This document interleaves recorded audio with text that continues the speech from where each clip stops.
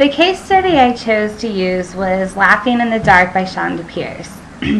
Shonda Pierce is a Christian comedian who suffered from depression. So the story was a very interesting story, considering that she spent most of her time, all of her time, was devoted to making people laugh and being funny.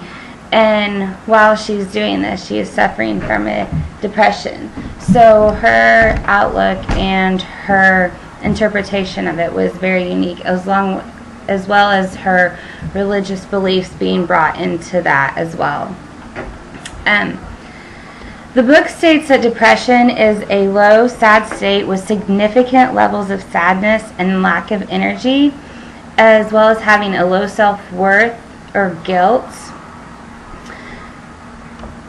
So Shonda's story is that she would, in the summer months, she would go and she would tour and go to conventions where she would speak and perform in front of various people, generally women and religious conventions.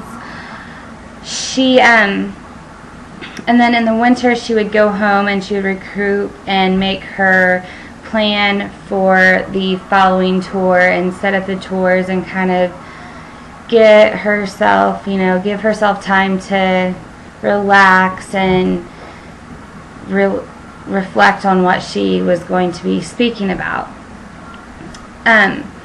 So she had just gotten back from a trip in Mexico with her husband. It was a vacation they had planned. It was a cruise.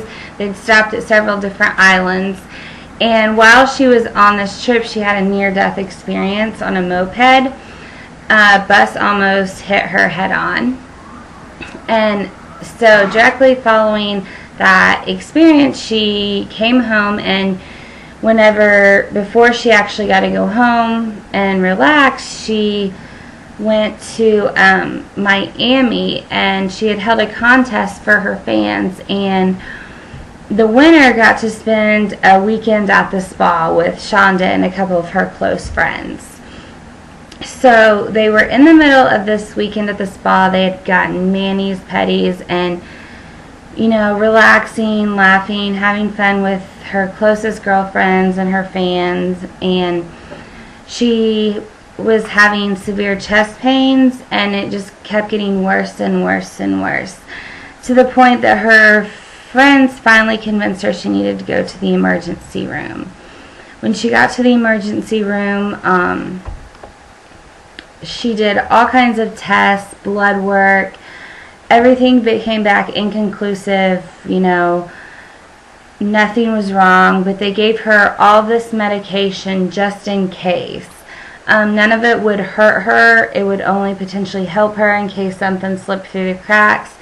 And they said, here's your medication, go home, relax, rest, let yourself, just have some downtime and heal. So she went home, and several weeks later, she still wasn't feeling better, couldn't get out of bed, tired, didn't have energy to shower. Her world just seemed gray, and she just could not get off the couch. And so she went to every kind of doctor she could imagine, all sorts, various doctors. None of them could find anything wrong with her. So one of her closest friends, who had been friends with her since high school, middle school, grew up together, was a clinical psychologist. And so in talking to Shonda, they would talk throughout this. She suggested that maybe Shonda should go to a psychiatrist, psychologist, and ask them to see if maybe she was suffering from depression. And although Shonda Pierce didn't think, there was anything to worry about, she wasn't depressed, there's no way, she decided, she would give it a shot because nothing else was working. So she she found a doctor. Her friend helped her find a good doctor, one that would take into consideration her religious beliefs and her spiritual health, well-being, as well as her mental. And so she found a doctor, and she went to see her doctor, and that is when she was officially diagnosed with depression. Following that, her doctor took her off all the medications that she had been taking, except those that were used to treat depression. And since she had already been taking them, they decided to keep her on those for a while. She also gave her some more medication, more of a quick mood stabilizer, and just to help her get kind of over that lump. And then they would start working with her medication and taking her off of it if she felt like she was able to. Shonda's symptoms she had that she talked about was that she was tired all the time, no energy, no drive. She loved to make people laugh. She loved her job. She loved her career. And she just had no desire to do it. Just the thought of having to get up on stage in front of, hundreds, thousands of people, she couldn't imagine having to do it. She was very emotional. She cried a lot. She explained her world as being gray. Everything was gray, no matter, bright yellow, in a very room with bright colors and happy. It just seemed so gray to her. And just no energy. She didn't even have energy to take a shower some days. Like, she would not want to. And this is someone that was once so full of energy and laughter and joy and just loved life. And then all of a sudden these were the things she was experiencing, and it was very difficult for her. But with the medication and continued therapy with her psychologist, she was able to overcome it. It took her a while. She at one point thought that she was feeling better. She felt good. Felt like she was able to go on tour again. She was ready for it. And she decided she was going to, ready to quit taking her medication. So she called her doctor. And he told her, he didn't think it was a good idea, but it was ultimately her choice.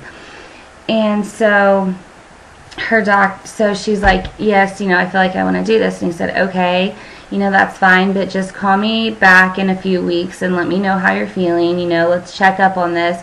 Because although some people are able to overcome depression and, go years without having another episode, or maybe not even having another episode, oftentimes some people have to take medication, maybe a small dose, but some sort of medication to help stabilize their hormones and chemicals in their body and just keep them in sync with themselves.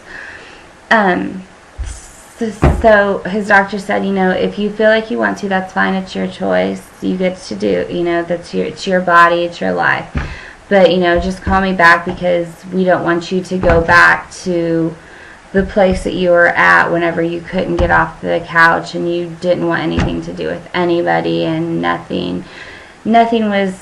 there was no life in you anymore.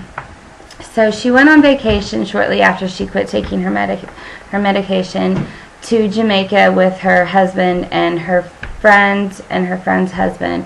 Her friend was the friend that was also a psychologist, and her friend and her were sitting on the beach one day having, fruity drinks with the umbrella, with their feet in the sand, looking at the ocean and the beautiful, brightness of Jamaica and the music, and it was just a perfect night, perfect atmosphere. She had been there so many times and she loved it so much, and she just all of a sudden felt the gray come over her and just almost absorb her body. And she spent the next few days, the rest of the vacation, she would be sitting at the table talking with her friends, and she just didn't feel like she was a part of the conversation, didn't feel like she was a part of the world. She just felt like her body was going through the motions, but she wasn't actually there.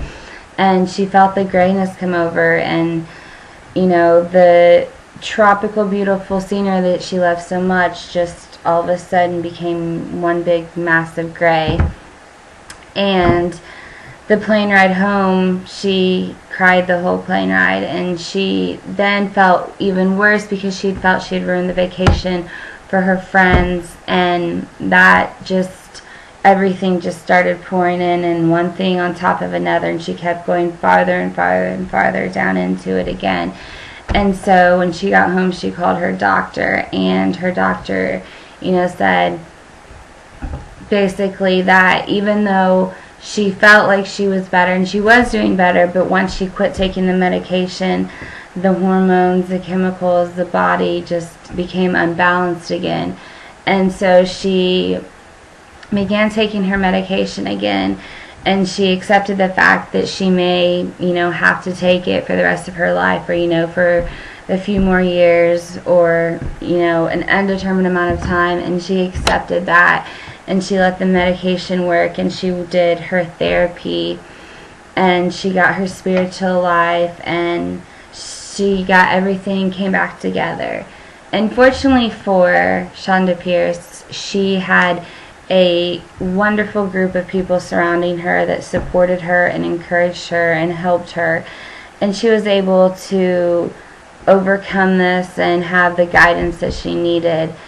And the book ends by her saying that she was back on tour, making an appointment for the location she was at when this first all came about, and the gray came over her for the first time, and she was no longer afraid of the hotel that she was staying in at that point in that location, and she knew that she would be okay. And it was a good ending for her. The Diagnostic and Statistical Manual for Mental Health gives a more detailed definition of the symptoms and what needs to happen in order for someone to be diagnosed with depression. Someone has to have at least 5 of the symptoms, between depressed mood or no interest in any activities that were once pleasurable for the person. They just have no interest in anything that they once did. A change in appetite, either eating more or eating less, eating more fatty foods, not eating, losing weight or gaining weight. Insomnia or hyperactivity, so either full of energy or you just want to sleep all the time. Fatigue, feelings of worthlessness, a reduced ability to think and concentrate on things, suicidal thoughts or actions. And so a person must have at least 5 of those symptoms for nearly all day, every day for a 2-week period. And when they have reached that, then that is when they are diagnosed with depression. Depression can last anywhere from 6 weeks to a year. Some people can recover from it without treatment, and some people need treatment.